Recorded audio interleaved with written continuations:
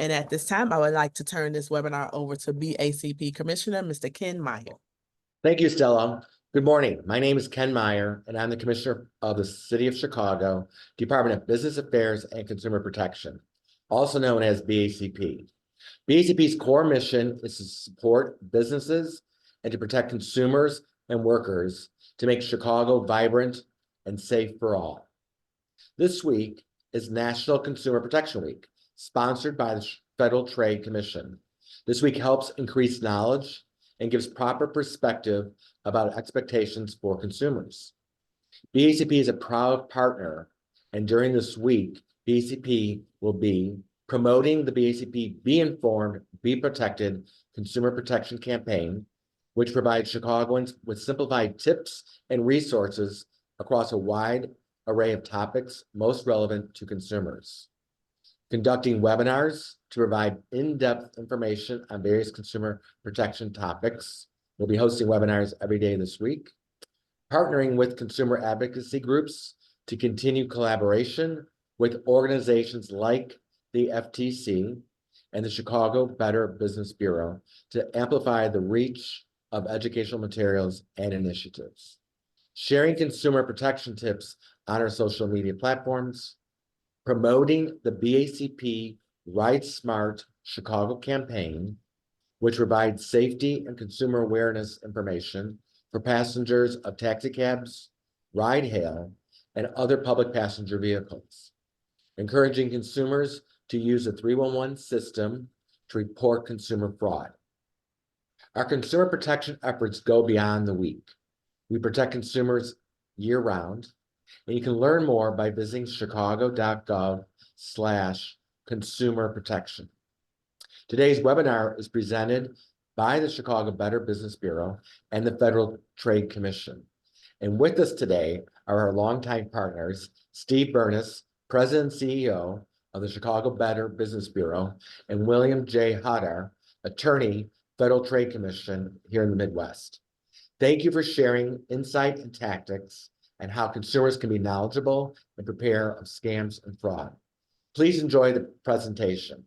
And now I'll turn it over to our presenters. Thank you. Thank you so much, Commissioner Meyer. Thank you for your time as well. And I will share my screen with everyone.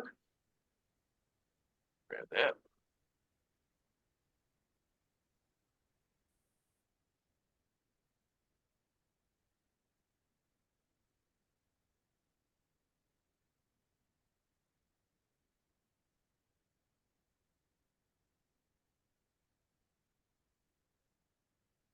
Can you see my screen?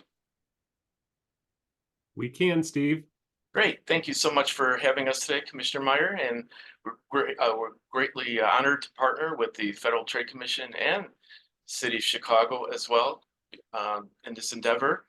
We want to aim and help and educate consumers in any way possible in making our event, making it a better marketplace, free of scams, free of frauds, and to help you in some ways. What I'll do now is go through my presentation. I apologize, I'm having a little bit of technical difficulties on my end, but I should be able to clear this up. Click slideshow.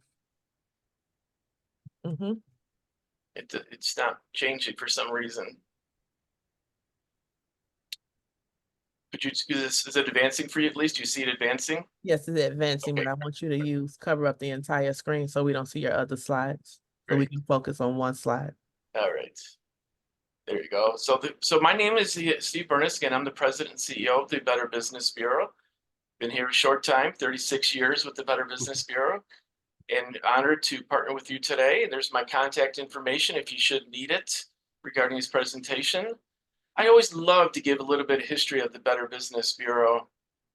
We started in 1912, 4 years after the FBI, and 2 years before Bill and his organization, the Federal Trade Commission.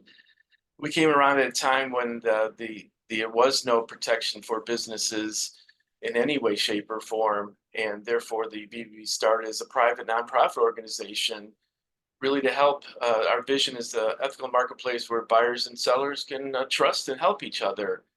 And that's how we were founded, mostly on advertising issues that were prevalent in that time, in the early 1900s, not only here in Chicago, but all across North America. So again, we started in 1912, and here in Chicago, we started in 1926 as well. We really serve, customers and businesses. We have two customers. We, consumers and businesses. We protect both in any way, shape, or form. For buyers, we want buyers trusting sellers, and then sellers trusting buyers to help in any way we can to level the marketplace, the playing field for everybody to compete on a level and trustworthy marketplace. As we mentioned, there's a lot of frauds and scams out there itself with regard to these types of issues. We've got the mundane and old-fashioned scams that happen all across North America, all across the globe. And then we got cutting edge technology that I'll explain in a little bit through our top 10 scam lists. And really the purpose is to steal your money, whether you're a business or a consumer. A lot of time businesses don't think they could be scammed in some way, and we see it time and time again. I just had a recent conversation with a law firm who one of their individuals clicked on a phishing email, and they were able to put spam and malware on their system and lock up their system. The law firm had to pay $1 million to get their files back from the scammer. So it was held hostage. So it can happen to anybody. It does happen a lot more to consumers, but we want consumers to be aware that it can happen to anybody in that particular situation. What I thought I'd go over today, and before I turn over to Bill, will be the top 10 scams of 2023. I think that's important to at least give you a flavor of what's happening not only here at the BBB in Chicago, but all across North America as we do talk to other Better Business Bureaus, and our data is tied in together. Our online purchases for the fourth year in a row are our number one scam in our top 10. Most often are fake websites. We see that time and time again, and a lot of it has to do with pet websites, where you purchase a puppy or a cat or whatever it may be online. It's amazing how many fake websites are out there, and we want consumers to be aware of that and to make certain that they're dealing with a reputable firm and do the research on that organization, and just don't click on any links, especially if it just has a pop-up ad, because you never know where those links are actually going. So it's important to make certain that you do some research on that particular organization before giving them your hard-earned money in any way, shape, or form. And it happens quite often with large companies too. There's fake websites that appear looking like it's the real website, and they might have one or two characters in their URL a little bit different. So make sure you do the research on the company, make sure it's the correct proper URL, and it's safer best to go to the company itself using Google to go to the company directly, not following any types of links, because you never know if that link is truly inaccurate, especially if it's coming off your social media sites. A lot of problems, as I mentioned, that dovetail into this, the phishing scams, where consumers and businesses receive some type of email or text message that they want you to click on a link, and that link can lead to malware and spam, as I just talked about. A lot of times these phishing emails are imposter scams. What I mean by that is they're saying they're from an organization like the IRS or Social Security Administration, and even sometimes it's private organizations like ComEd or NICOR, where these imposters saying they're calling from this particular organization and they're not, or they're sending a link or an email or a text message and they want you to click on that link. It's getting to the point where the BBB suggests that consumers, please do not click on those links at all and deal directly with the company itself. And if it's from your bank saying that something's wrong with your account, call your bank or go to the bank's website or use the app that is associated with your bank, and just don't click on those links, because you never know where it goes, and it can hurt organizations, it can hurt consumers, it can lock up your computer, it can do damage to your computer, and we want consumers to be safe and wary of those types of phishing emails and text messages. It's getting to a point where we ask you not to click on those links and just to deal directly with the company and not even answer your phones unless that contact person is in your phone, because you never know where these scams are actually going and who's behind them and what they're trying to do to your computer. So please be careful on that side. Employment is number 3. Really, the scams are job offers working from home, but sometimes they're getting more elaborate and not just working at home. They're basically saying that you can work for this particular organization, and they go through the whole job interview process. And they're getting a lot of this information online because you post your resume online, you post other information online about yourself, and they have all this information. So they offer you this elaborate job, and they kind of go through the process to make you think that you are going to be hired. You go through and only to find out it's a scam organization and they had no intent, but they want to steal your information. Think about that. You know, the information you give to your employer is some things they need to steal your identity. So it's important to remember that if anybody sent, promise you this job, to check out that offer company. Usually they're work at home offers, but sometimes they turn into regular job offers, and you have to be very careful in those situations. And we've seen some consumers who said they had to buy products in order to work for the company, and either buying a computer or buying an iPhone and send it to them, and they'll put the company software on it and send it back to you. And that's not going to happen. That's a scam. We see consumers lose that type of money and products as well. The tip off, the rip off on that is that they promise you all these offers without doing any, extensive research or job interviews, and then they want you to pay something up front. Be very wary of that. Make sure you go to the company's website itself and make sure that these people are part of that company and they are actually offering employment. Number 4 on our list is counterfeit products. That's a big problem, not around the holiday season that we just went through, but also throughout the year. It's from clothing, electronics, shoes, and purses. It can be any type of any type of product. I mean, smoke detectors, batteries. It goes on from there. So please deal with companies that you know and that you trust, and deal with the companies that you may have dealt with in the past, and do the research on them. Because you don't want to buy any products, especially those coming out of China. We're seeing a lot of those fake companies coming through out of China with inferior products that you end up, paying a lot of money for, and it's a product that doesn't work in any way, or it could be inferior in some way. So counterfeit products are a big problem. They cost the economy, millions and millions of dollars each and every year.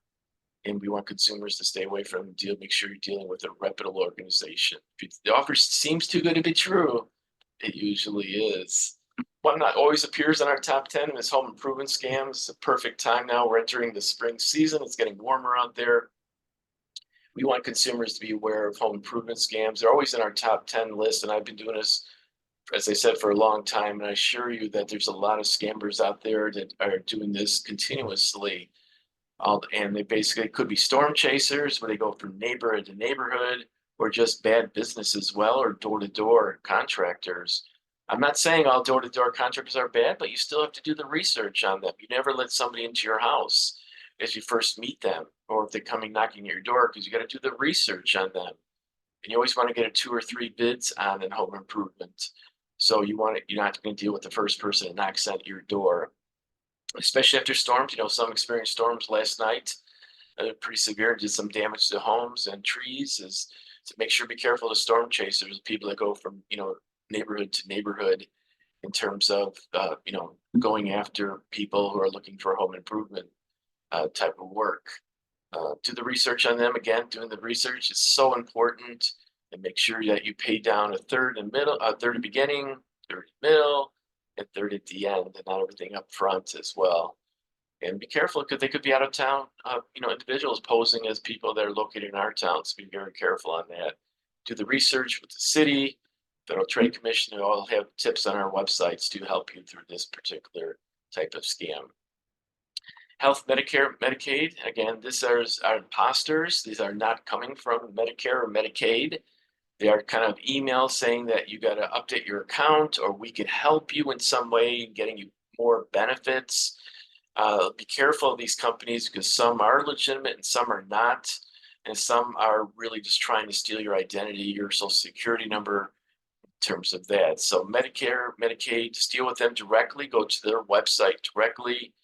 Or if you have any further questions, you may want to contact somebody who's experienced the Medicare, Medicaid field, that you know and trust. And be careful just getting an email out of the blue saying they can help you with helping in your cost, or helping in some way of getting you additional benefits, because those might be the ones that are trying to steal your identity in some way. Advanced fee loans has been around for a long time. It's always been a problem, and we always see it on our top 10 list across the country. Anybody promising a loan without doing any credit check and wanting money in right away, that you know you need an advance fee to pay for the loan. That is against the law, as we all know, and cannot be done. And these are scammers, and they always prey on people looking online for a loan when they're down on their luck and they need a short-term loan. Please don't give somebody money for a loan, because that's not how that works. And advance fee loan scams are a big problem. Do the research on those organizations as well. And there's going to be a lot of places you can obtain loans through your credit line, credit, you know, banks, your bank itself, or credit, you know, type of agency that you have dealt with in the past. That can be give you some tips as well. But anybody coming out of the blue saying they guarantee you money without doing any research or credit check on you, be very careful, especially if they want money up front. That's the tip off to the rip off on that one. Identity theft is a big problem. I'm sure Bill has more expertise and experience on this, but it ranks number 8 on our list. It's a big problem. It happens all the time. I've been a victim of identity theft. You know, former Attorney General Lisa Madigan has been a victim of identity theft several times. It's not a matter of if, it's a matter of when it will happen to you. But there are safeguards that you can take to protect yourself. One of them is getting your credit report at least a couple times a year to make sure that there's nothing on there that is part of any identity theft, you know, any theft from you in any way. So be careful on that. And also, you may want to do a credit freeze. Both the FTC and the Attorney General's office has a lot of information on identity theft and what to help out ahead of time. But the credit freeze will basically lock down your credit report, prevent this from possibly being stolen in some way, your credit, unless you unlock it or unfreeze it. And it sounds a little ominous because you're freezing your credit, but really you can freeze your credit and unfreeze it pretty quickly and easily now. And there is no cost associated with that. But those people, consumers should check on that as well. Protect your identity at all costs, especially your social security number. Never give it to somebody you don't know. And nobody ever calling you out of the blue. Just don't give them your information, because they could steal your identity. You know, make sure you have a shredder at home to destroy all of your personal documents instead of destroying them in the garbage, any credit card applications, and things of that nature. So there's a lot of information on the Better Business Bureau website, the FTC, and the Attorney General's website on identity theft. Please, there's some safeguards that we need you to do. And again, there's some things you can do, and you will be and still become a victim of identity theft. It's still an ongoing problem. Tech support is still number 9. It's usually on our top 10 list, and that's where you can see a pop-up appear that you have a virus on your computer and we can help you, or this is Microsoft, click here. We've seen a lot of damage. I've talked to a consumer last year who spent thousands of dollars trying to correct what has happened to her computer after she thought she was dealing with a tech support company to help her get a virus off. What they did is they put malware and spam on it, watched everything she was doing, had access to her accounts, started transferring money. So it's imperative that you don't do business with somebody that out of the blue coming to you saying that you got a virus and we can help you out with, especially of a pop-up.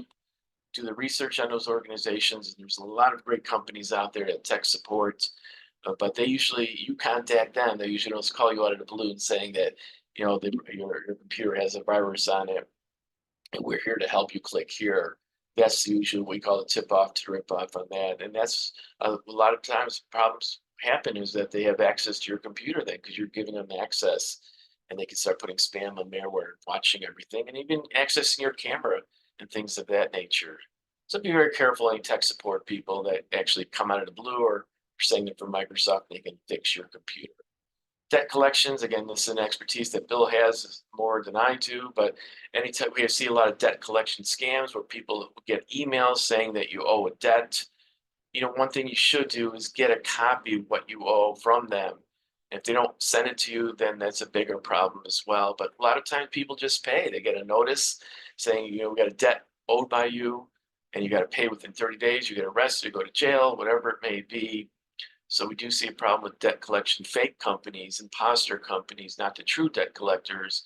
But again, don't pay something unless you get verifiable proof that you owe the debt. And that's so critical on this particular scam, because it does work. A lot of times, you know, people read the death notices And we'll start sending letters or emails to the spouse of the person who just passed away, thinking they owed a balance. And these people are evil, they're ruthless. There's a lot of scammers out there who try to take advantage of the situation in any way they can. Again, I've been doing this for a long time. There's a scam for everything. And that's why it's so important to check out not only with the Better Business Bureau, the Federal Trade Commission, the City of Chicago, the Attorney General, before doing business with a company or finding out the pitfalls of what you're about to embark on. Because a lot of times we see scams happen often, all the time. And as unfortunately, it could have been prevented. Checking out, the company or the offer or whatever it may be, it could go a long way, because you may not be a victim of identity theft or a victim of a scam, which may take you sometimes years to correct, as we all know. Scams work because they establish a connection with that individual. They're always going to give that credibility. They may say that they are from the government, or the caller ID may say they're from the government, and they play on your emotions. And anyway, if you're a religious person, they'll start talking about religion, and they'll start talking about anything to try to gain your confidence. And that's why these scams work. If you don't think scammers are good, let me tell you, sometimes they're so good as people can't tell if it's a scam or if it's a legitimate offer. These people do this day in and day out. That's their job, to scam you, and they're pretty darn good at it, as Bill will attest to in a little bit. What you can do, this is some safeguards that we've come together and put. Don't breed pressure. They want you to do something quickly. That's the tip off to the rip off. We always give that 30-minute rule. If somebody wants you to do something in 30 minutes or less, that is the tip off to the rip off. Take time to research the organization. Like I said, that's so important on all that different aspects. Never provide personal information to somebody you don't know unless they have a reason for it. But again, do the research on them. Again, it's getting to a point where you don't click on any links or emails or text messages, because you never know where they're going. If you think it's from your bank or somewhere else, go directly to their website itself. Never send money to someone you don't know or haven't met in person. That's the key. If you never met them, and there's no reason, to send them money initially quickly. And if people think there's safety nets and sending it like on those cash apps like Zelle and those others, they don't have the same protection that is afforded to you on a credit card. So I mean by that, if you send somebody money willingly from a Zelle or those other apps, money transfer apps, you don't have the same protection. So be very careful on that. In situations, an emergency situation that you can't verify the emergency, please verify the emergency. So if somebody's been kidnapped, or your nephew's been in an accident, we need money, need us a wire or something. They're doing a lot of those types of scams. They used to be called grandparent scams. They call the grandparents. Now they're calling parents, they're calling uncles and aunts. So if somebody calls you an emergency situation that you've got to make payments, please verify, do everything possible that most likely will be a ripoff. As we mentioned, we keep track of scams all across North America. We do this for a long time. If you see a scam, even if you don't fall for it, let us know, because a lot of times consumers will say, nobody's going to fall for that, but somebody will, unfortunately. So let us know about these scams. This information is put into the FCTC's Centennial Database and shared with all government, law enforcement individuals all across North America. So it does help in their investigation and putting organizations and individuals out of business and in jail. Please follow us on social media. Find us at chicago.bbb. Again, an educated consumer is the best consumer, so we have a wealth of information that we love to provide you. Again, it's at chicago.bbb, Facebook, LinkedIn, Twitter, and Instagram. And then we also have a consumer newsletter. It's like the City of Chicago and like the FTC. Our newsletter is bbb.org/Chicago Buzz to sign up. It's a free newsletter about tips, news, scams, alerts, and more to be better informed consumers. Always look for the seal, which is a sign of a better business. Visit bbb.org for information about BBB accreditation for any businesses that may be out there in the audience as well. And now I will turn it over to Bill. Thank you, Steve, and good morning, everybody. Again, my name is Bill Hodor, and I'm an attorney with the Federal Trade Commission Midwest region here in Chicago. I am delighted to have been invited by the Better Business Bureau and the Department of Business Affairs and Consumer Protection to be with you today. Especially during National Consumer Protection Week. And as Steve mentioned, and as was mentioned earlier, National Consumer Protection Week, it really is an opportunity for government agencies, for consumer protection groups like the Better Business Bureau, and the public to come together to help everybody understand their consumer rights, as well as to provide information like we're doing today to help educate the public about the scams, about the issues that are out there in the marketplace.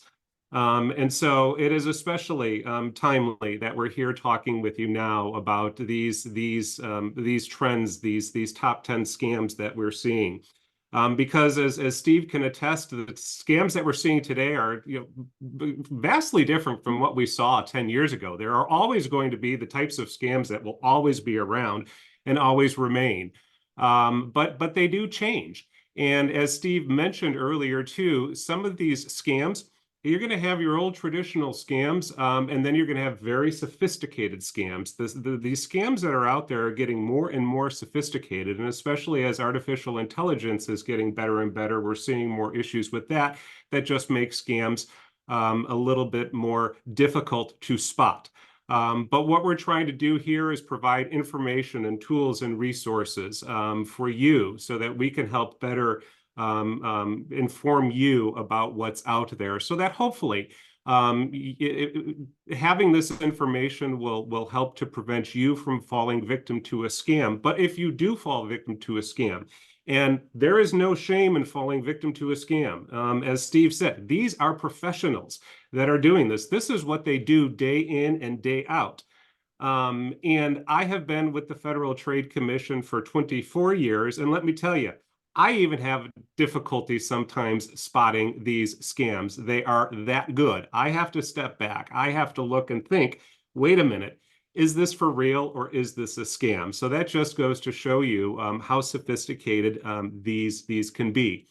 But let me step back a little bit. Again, I am an attorney with the Federal Trade Commission. Quick introduction to the Federal Trade Commission, because a lot of folks may not actually know what the Federal Trade Commission is or does. But in a nutshell, we are the principal U.S. consumer protection agency. We are the oldest independent agency of the federal government. As Steve mentioned, we were founded 2 years or created 2 years after the Better Business Bureau. And we are headed up by 5 commissioners that are appointed by the president. As far as government agencies are concerned, we're a small agency. We've got maybe 1,200 people from top to bottom, with 7 regional offices. Our mission is consumer protection and competition. I am a consumer protection attorney, so I don't get involved in the competition side of the agency, which deals with mergers and acquisitions and competition issues. But the other thing to point out is we don't have criminal jurisdiction. So we can't put people in jail for the frauds that they are committing, but we can shut them down and try to give redress consumers for the injuries that they've suffered. The way we go about doing this is one, primarily by bringing cases, and that's what I do as an attorney. Somebody asked me to describe what I do. It's like, in a nutshell, I sue bad people. I investigate scams. I prosecute the people that are committing those scams, and hopefully I'm able to redress any injury that has happened to consumers. But stepping back from that, I want to discuss with you today a little more big picture idea of the scams that the FTC sees out there, and the issues that we are seeing in the marketplace. And I know Steve's going down to my first slide, but the FTC, as part of our mission, we take in reports from consumers about problems that they experience in the marketplace. Now, these can be problems, fraud-related problems, or these can be just problems about businesses and issues that they have. These reports that we take in are stored in what we call the Consumer Sentinel Network, which is a secure online database that is available to law enforcement only. Now, there are a number of different contributors that provide reports to the Consumer Sentinel Network. Many state attorney general's offices, for example, contribute to Consumer Sentinel. Other federal agencies contribute. The Better Business Bureau, we are proud to say, contribute their reports to the Consumer Sentinel Network. And while we can't intervene in individual consumer disputes, what we use the Consumer Sentinel database for is to mine the data, to spot trends, to target questionable businesses and business practices, and to enforce the law. So having set that up as sort of the background of what the Consumer Sentinel Network is, I wanted to give you just some interesting statistics about the reports that we take in, which I think illustrate well the problem that is out there. On this slide, as you can see, in 2023, which is of course, the last full year for which we have data, the FTC took in 5.4 million reports from consumers. And these reports are broken down into 3 different categories, which I will discuss here in a bit. But if you look at the total number of reports that we've taken in compared to 2022, the number is up from 5.1 million in 2022, but it is down actually from 2021, which is when we took in 5.7 million reports. But you will remember that in 2021, we were in the midst of a pandemic, and fraud was just rampant, definitely back then, and the number of reports that we received went up. Now, the 3 different categories of reports are broken down into fraud reports, identity theft reports, and other reports. Now, fraud reports are basically the scams. That's what we're more interested in talking about today. These are the scams that are perpetrated against consumers. Identity theft complaints reports are reports by consumers that they are the victim of identity theft. So that is categorized as something different. Other reports, the other category basically are complaints about businesses. It's not necessarily a scam or a fraud, but it's a complaint about a business. But if we look at just the fraud reports, looking at just 2023 alone, the FTC received 2.6 million fraud reports in 2023 alone. Of those 2.6 million fraud reports, 27% of the people that filed those reports reported having lost money. Now, here's a sobering statistic. Of those 27% of folks who reported a loss, the total amount that was reported loss is $10 billion. $10 billion.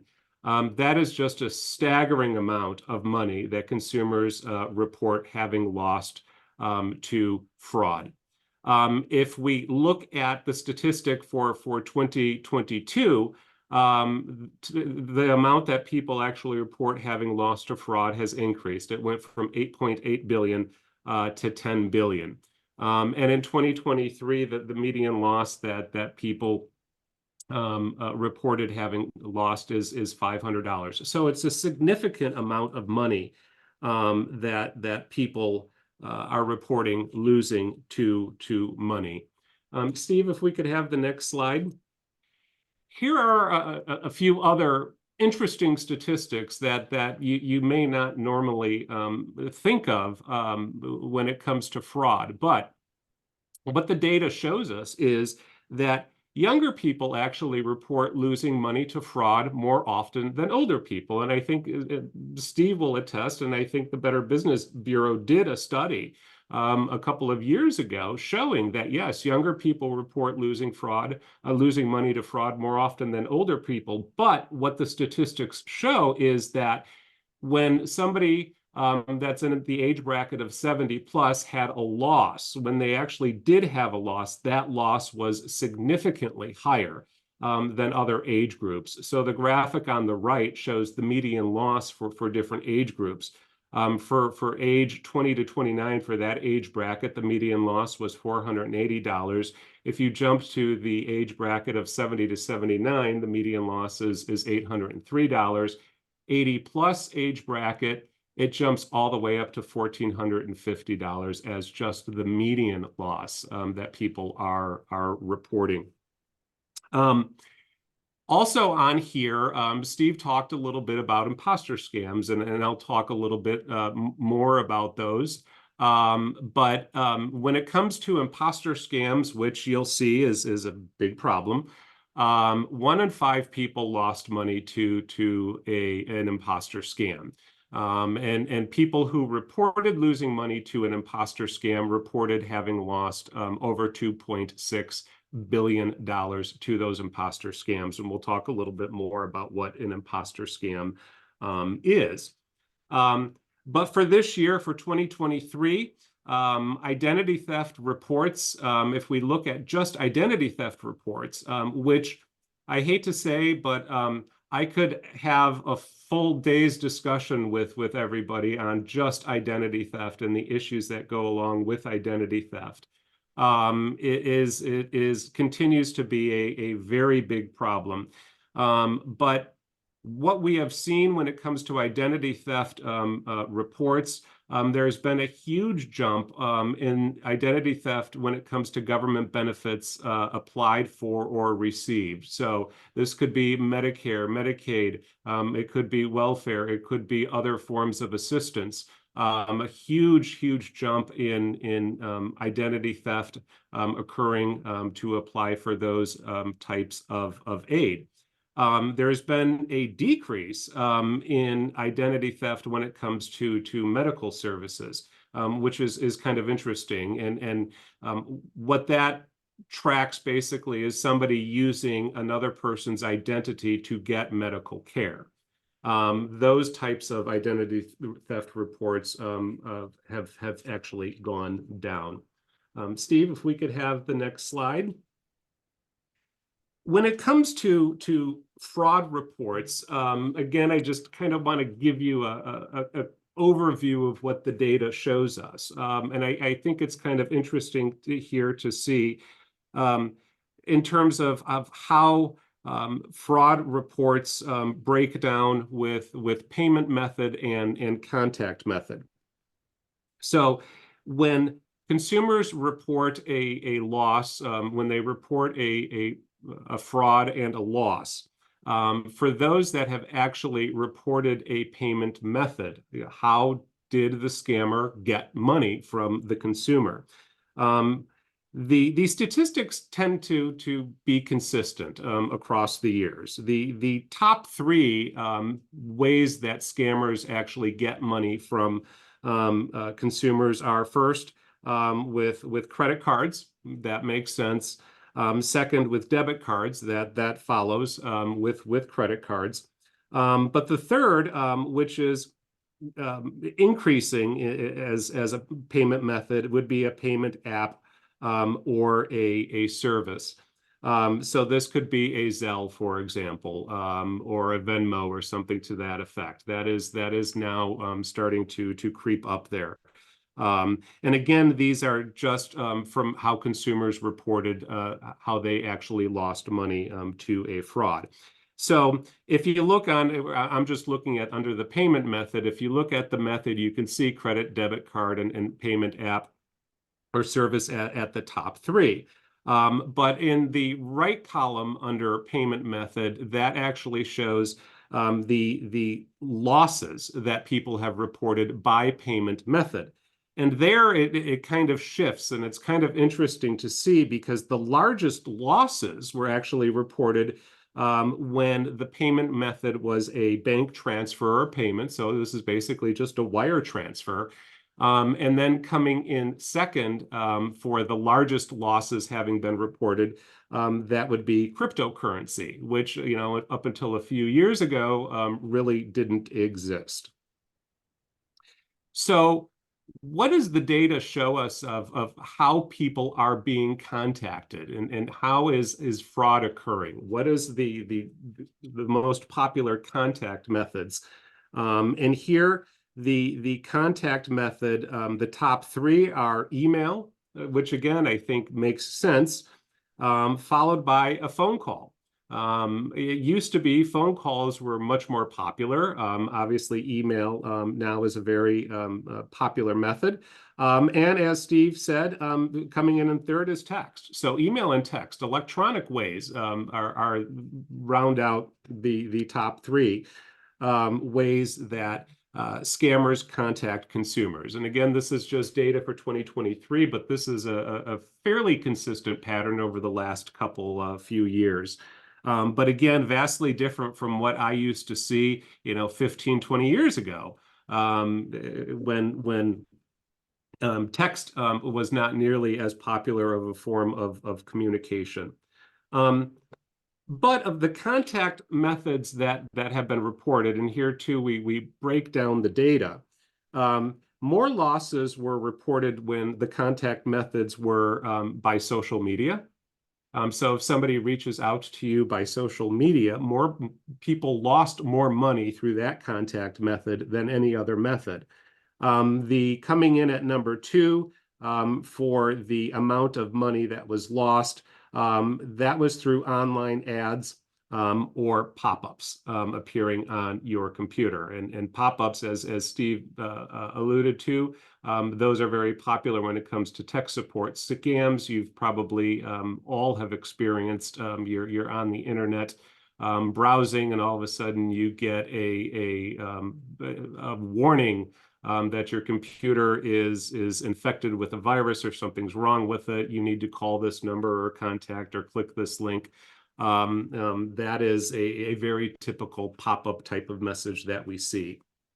And coming in at number three for the top loss for contact method would be website or apps. So people just going to a website or using an app, they're losing money that way. Steve, if we could just go to the next slide. So just wanted to give you, I won't run through all the categories here, but we break out our categories of complaints a little bit differently than how the Better Business Bureau breaks them out. Again, you'll recall that I said earlier, we have three different report categories, identity theft, fraud, and other. Our fraud report categories, which I'll get to in just a second here, we do break down. That's more in line with what Steve highlighted. But just to show you the top report categories, so this covers all three categories of reports. In Consumer Sentinel for 2023, the top report category is identity theft. And identity theft has been the top report category, I believe, for 22, 23 years running. It has been the top report category with over 1 million reports. Almost 20% of the reports that we get are related to identity theft. But coming in at number two is imposter scams. And this is part of the fraud category. And imposter scams covered several of the categories that Steve had touched upon, particularly, phishing scams, employment scams, healthcare, Medicare, Medicaid scams. Those all involve a form of imposter, somebody pretending to be a trusted person to get you to send money or to give out personal information. And as Steve mentioned, these sorts of examples include scammers claiming to be working for or affiliated with a government agency, needing you to verify your Medicare number, or warning you that there's a problem with your Social Security number. It's been flagged. We need you to verify information or to provide information. Those are forms of imposter scams. The sort of what we call a friend in need or a grandparent scam. It's scammers posing as a friend or a relative with an emergency need for money. or somebody posing as a romantic interest, dating scams. Those are a form of imposter scam. Again, the tech support scams, that too can be a form of imposter scam. Because in a situation like that, the scammer is claiming to be a computer tech offering technical support. Also, anybody that's scamming, pretending to be affiliated with a charity or a company, that too is a form of imposter scam. Imposter scams are just huge, though, as you can see, coming in at number 2, with over 15% of the reports that have been made to the FTC. Coming in at number 3, this is credit bureaus, information furnishers, and report users. This is an other category, so I won't spend much time on it. But these are complaints about credit reporting agencies or furnishers of information providing inaccurate information to credit reporting agencies, or failures to investigate disputes. My apologies, my phone is ringing. That's what you hear in the background. But that comes in at number 3. That too has always been a large problem that we see, but it's not a fraud report category. But coming in at number 4, online shopping and negative reviews. That is a fraud category, and that aligns very closely with what Steve had discussed as the number 1 complaint that the Better Business Bureau is seeing, and that is online purchases. So our category of online shopping and negative reviews can include things like undisclosed costs, or failure to deliver on time, or failure to deliver at all. Refusing to honor guarantees on purchases made. Internet auctions can be a source of problem. Also, we include here, businesses that try to prevent consumers from giving honest reviews about their experience with the business. That is an increasing problem too. Rounding out number 5, banks and lenders. Again, this is an other category. So it is not necessarily a fraud category, but things in this category include like deceptive or predatory mortgage lending services, problems modifying mortgage terms, customer service account issues, banks, and other credit union product problems in that category. But what I'd like to do quickly now is let's look at our top 5 fraud categories, which are a little bit different than the Better Business Bureau's top 10. But I think it's and Steve, I think, can attest, these are all very familiar. Again, number 1, as I've said before, imposter scams. We saw that in the previous slide. Coming in at number 2, we saw this before too, online shopping and negative reviews. Again, the sort of the failure to deliver, or these fake websites that pop up just to get you to try to purchase something. We saw a large uptick, and I'm sure Steve saw this too, with, you may recall, the recent popularity with the Stanley mugs. And there were websites that were popping up claiming to have stock of Stanley mugs, and people were flocking to these websites making purchases. Well, there was no product behind it. These were just websites that popped up overnight, stealing consumers' personal information and money with no intention of actually delivering the product. But coming in at number 3, and this we didn't see before, from the previous slide, but number 3 in the top fraud category, prizes, sweepstakes, and lotteries. And this has always been around as well. And these would be types of scams, promotions for free prizes, but they're not free. You have to pay a fee in order to actually get them. Well, there is no free prize. A scammer is just trying to get you to send some money. Also very popular in this category are foreign lotteries and sweepstakes that are offered through the phone, fax, or email.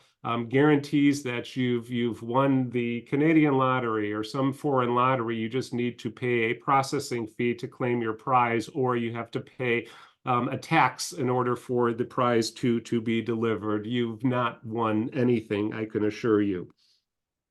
Coming in at number 4, though, and these two I think we didn't see in the previous slide, but investment-related scams. This is increasing. And these are scams related to investment opportunities, day trading type of scams, scams in gold and gemstones, art and rare coins. You know, we hear a lot about that in the news and the skyrocketing value of art. Well, of course, scammers follow the news. They know what people are hearing, what people are seeing.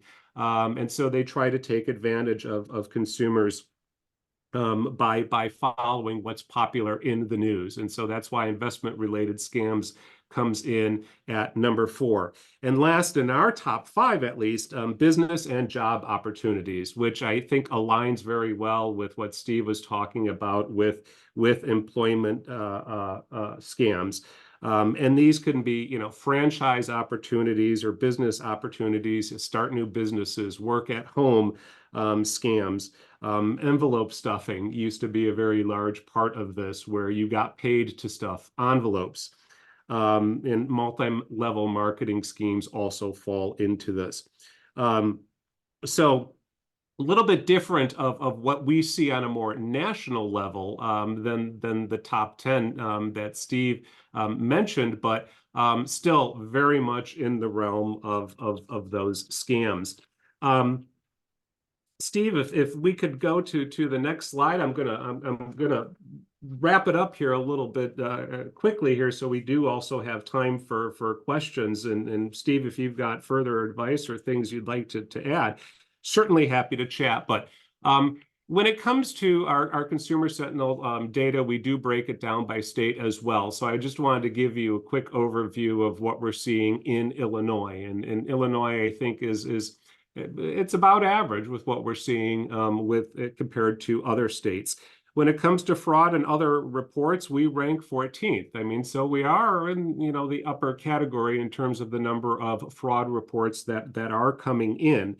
But if you look at the fraud losses reported by Illinois consumers, you know, near $250 million, excuse me, reported from just Illinois consumers alone. That is just a staggering number, and it's something that hopefully we can bring down by engaging with the public like we're doing today, and bringing awareness to the scams that are out there. But what we saw in our data for the report categories, again, identity theft coming in at number 1. But if you look at the next couple of categories, we got credit bureaus and imposter scams rounding out the top 3 in the report categories. Identity theft continues to be a big issue for Illinois residents. Unfortunately, we are ranked 9th in terms of the states for identity theft reports, and we've been pretty consistently in the upper ranks for identity theft reports there. So again, hopefully we, by helping to bring an awareness to these issues, what's out there, and steps that consumers can take. When consumers ask me at the end of the day, you know, like, well, what can I do? What can I do? I think there's, as Steve already mentioned, many of these, you know, consumers have to protect their personal information. Always be wary of who you give out your personal information to. And your personal information includes not just financial account information, Social Security information, you know, Medicare information, any of that kind of personal information, but even your name and address, your phone number. where is that information going? You want to guard that information. And there's guarding information electronically, but we also sometimes forget that we also need to guard information physically. Oftentimes, especially in today's day and age, when you need a password for every, to get into every account, oftentimes we sometimes cheat and we jot the password down on a piece of paper and stick it, in a desk drawer or something, even if it's at home. But you also have to think about who is coming through your home. If you have somebody that comes in to your home, a contractor or assistants coming into the home, they have access to that information. Physical security also has to do with even your trash. I mean, think about the mail that you get that has personal identifying information on mail that you receive every day. If you just throw that mail into the trash, somebody can be going through that trash. And believe me, in my years of working with the Federal Trade Commission, I've seen people going through trash, trying to uncover personal information about people. Many years ago, I had a case. It was a business that was throwing out, I believe it was credit applications or mortgage applications, just throwing them out in the trash without shredding that information. And there were, we call them dumpster divers, people going through the dumpster, pulling that information out, leading to identity theft. So you also have to be mindful of physical security of your information, as well as electronic security of your information. The golden rule of thumb, Steve mentioned this too, if it sounds too good to be true, it is. It probably is. So if somebody's offering you a great deal, step back. If somebody's pressuring you, to hurry up and make a decision, step back. Take time to think, take time to research, take time to talk to somebody. Do you think this is real? Do your research, never be pressured into making a decision on the spot. But the golden rule, I guess, if it sounds too good to be true, it probably is. The other thing I often advise consumers to is whenever anybody asks you to send money, that should immediately send up a red flag, especially if it's somebody where you didn't initiate the transaction, somebody else is asking you to send money. Again, step back, make sure, do your research. Is this legitimate? Is this a legitimate business that you're dealing with? But if anybody is asking you to wire money or to do a money transfer like a Western Union or a MoneyGram or something like that, or they're asking you to get a reloadable debit card or gift cards and provide them that information, that is an immediate red flag that you may be involved. Somebody may be trying to scam you. So those are just some hints and tips and everything. Steve, I'm going to throw it back to you. I do believe we have until 10:30 or 11:30, if I'm correct, right? I hope I didn't overstay my welcome. Yes, you do. You're good. Good. Okay. Thank you. Well, thank you so much, Bill, as well. Great information. The one thing I just wanted to stress that what Bill said is that there's so many scams out there, and that's why we both have separate lists, because each office sees different types of scams, throughout North America, throughout the world. But my biggest frustration in my career at the Better Business Bureau, which spans now 36 years, is from consumers who do all the work after they've been scammed to realize they've been scammed. If they would have done some of the work ahead of time, or a lot of the work ahead of time, in doing the research on the organization or the entity or the offer that you're given, you'd be in a better position to make a decision on whether or not to do business with them. It's frustrating because by the time you do fall victim to a scam, it's maybe too late. The money's been gone, scammers are gone. But doing all the work ahead of time, so letting know your, other people, your parents, your siblings, grandparents, whomever, to do the research first before doing business with a company. It's so critical. I see people, and I'm sure Bill does as well, in the city of Chicago, we see consumers who lose their life savings sometimes, and they could have done a quick research, the 30 minutes or a few minutes on the front end, so you wouldn't become a victim on the back end. It's so hard to get yourself out of the, once you've been scammed. It most likely you won't get your money back. Or if you're victim identity theft, it could take years to clear up your file. So do all the work ahead of time. Let us know about scams at the Better Business Bureau and the FTC and the city ahead of time so we can look at that. We have Scam Tracker at the Better Business Bureau. You can also find businesses you can trust at the Better Business Bureau. We also know that part too. So we also work on scams, but we also help find, businesses that you can trust, look for the BUB seals. So that's, my side of the story as well. If there's any other questions that we can answer for Steve, you. if I might just jump in there, to reinforce the point that you mentioned is and it is so important for consumers to do their research up front, to take just, even if it's just a few minutes to do that beforehand.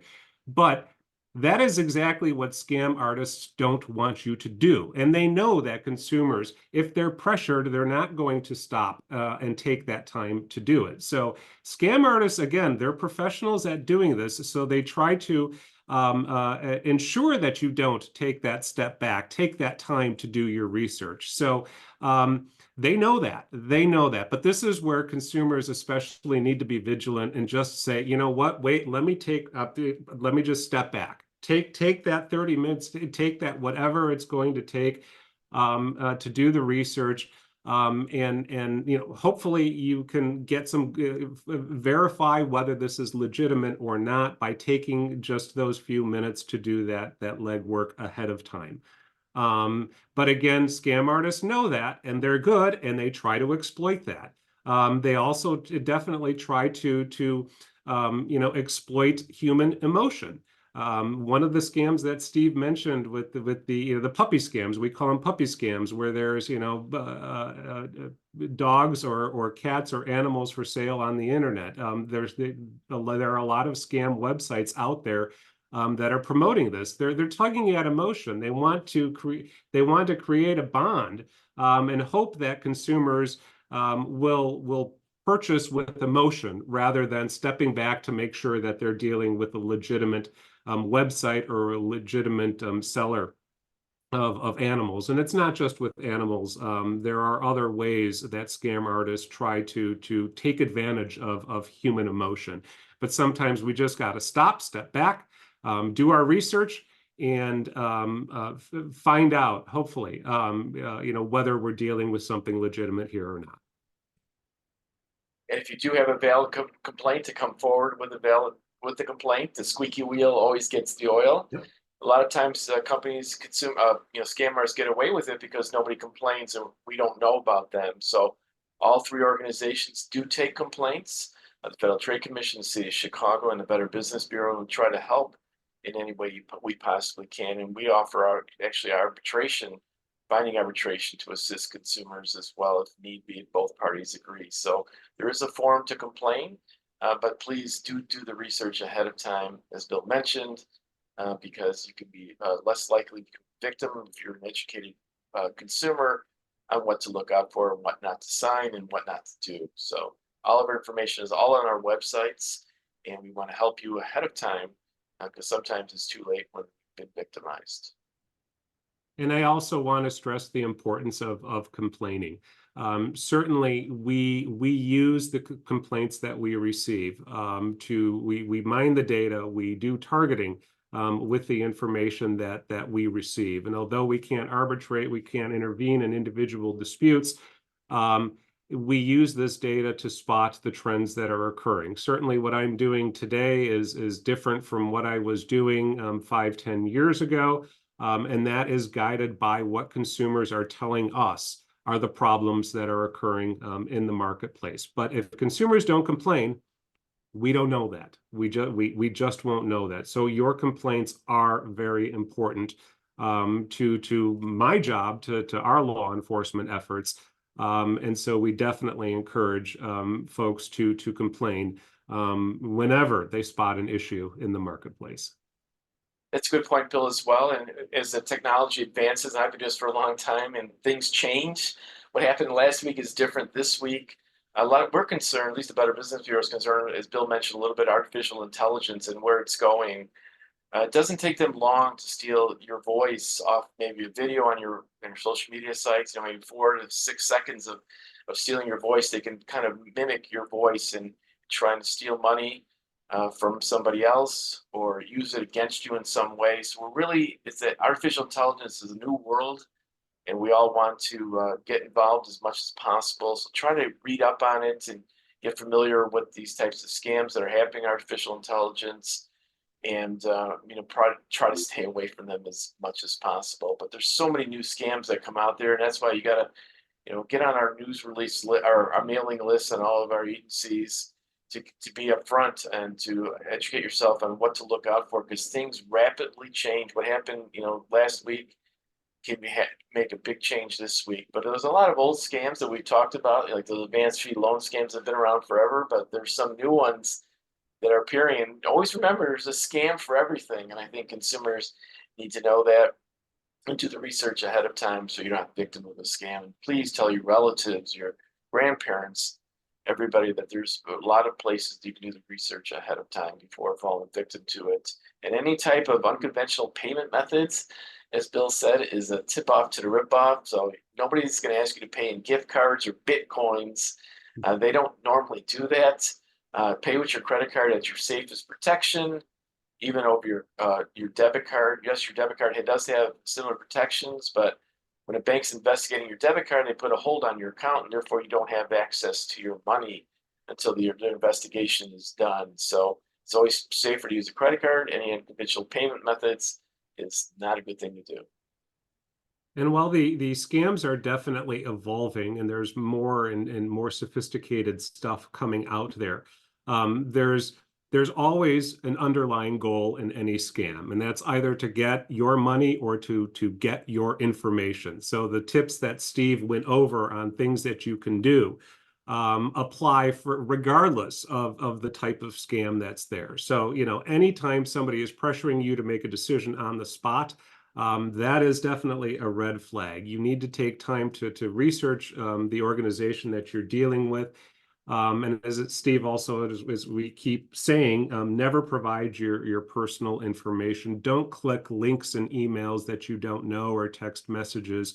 If you need to verify the source of an email, go directly to the website of the organization or call the company to find out if it's legitimate or not.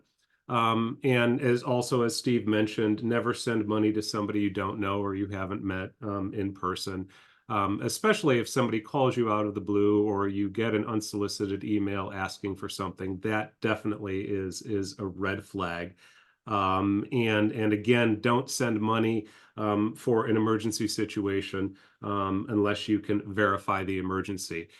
This is where Steve touched upon artificial intelligence and using snippets of something you may have posted on social media to recreate your voice.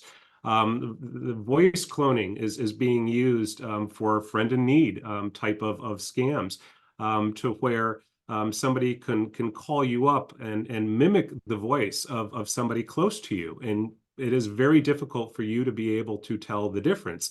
And they claim to be in an emergency or need cash or need money very quickly. Again, they're pressuring you to do it quickly. But this is where there too, it's a red flag, even though the voice cloning may be very sophisticated. It's an emergency situation that you need to verify before sending any money. We also do have a question from a consumer regarding an exterminator for their home. It's probably best to contact both the city, Chicago, file a complaint, and the Better Business Bureau. There's a lot more to that we can explain on this call here, but you do have the right to file a complaint if you do unhappiness with any type of service. And we try to resolve disputes, as I mentioned, and we offer binding arbitration as necessary. We almost process about almost 60,000 complaints here in Chicago and Northern Illinois. So we can gladly help you, and those complaints then are part of the company's report with the Better Business Bureau. So whether or not whether or not the kind of grade they have from A+ to F as well. We also include these in our studies that we do. We're actually doing one on buying cars online upcoming in the next few months. We have great studies. All this information is on all of our websites, but please review the websites ahead of time. Become educated on any type of offer or service. But always, as Bill said, and I say, and all the time, is the offer seems too good to be true. It usually is, and most likely is. And identity theft is still, I believe, the fastest growing white collar crime, and you can't stop it, no matter how much you try. Like I said, I've been a victim of it, and I'm very frugal of what I do with my information. But there's also data breaches. There's always something's always evolving in this realm of consumer protection. Again, there's great businesses out there. You know, Bill and I don't want to sound doom and gloom. There's a lot of great businesses out there in Chicago, North Illinois, all across North America. Please support those businesses, but do the research on bad businesses who get the attention and ruin it for everybody else. So it doesn't appear there's any more questions. So again, on behalf of the Better Business Bureau, thank you at least, and I'll turn this back over to the Bureau of Affairs and Consumer Protection. Thank you so much for hosting us today. We greatly appreciate the City of Chicago and all their educational efforts throughout the years and our great partnership with them and the FTC. Thank you, Bill and Steve, for today's presentation. When there's no question, I'll say that today was a good presentation. That means you answered all of their questions before they can even ask them. If you are a part of the BACP Entrepreneur Certificate Program, you will receive credit for today's webinar. To learn more about the program, please visit BACP Certificate. Please visit chicago.gov/BACP Certificate. To learn more about our upcoming webinars, please visit chicago.gov/business education. Again, that's chicago.gov/business education. Thanks again to Bill and Steve, and everyone continue to have a great day. Thank you, everybody. Thank you, everybody. Appreciate the time.